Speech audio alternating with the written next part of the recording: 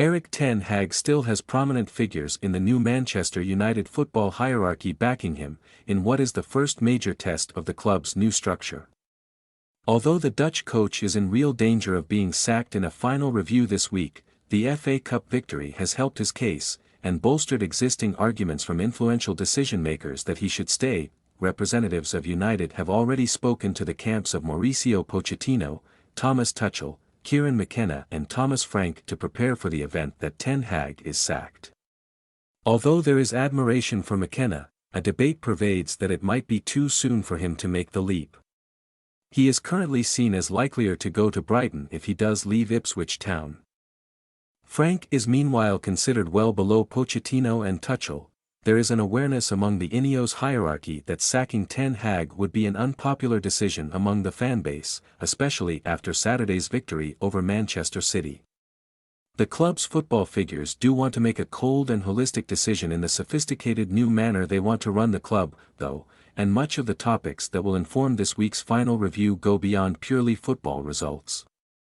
While it would not be true to say the structure is split on either Ten Hag's fate or his potential replacement, it is more about the leadership fully thrashing out every aspect to take the most informed decision possible.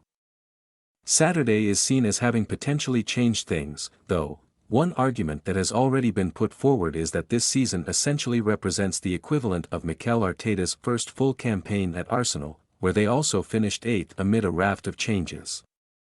There has been sympathy for Ten Hag over injuries and a series of other distractions.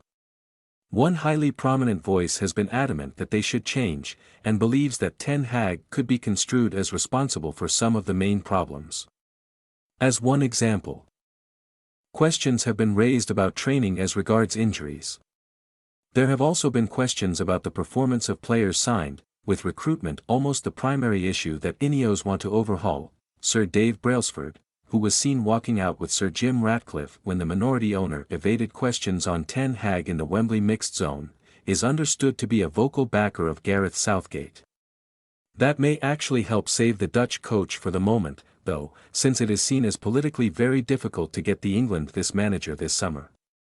If the national team even got to the quarter-finals at Euro 2024, it would mean the manager joining up with pre-season very late. Some of this also reflects the fact that the Ineos football structure itself is not yet finalized, as they still wait for Dan Ashworth to arrive from Newcastle United in what has already proven a hugely controversial move.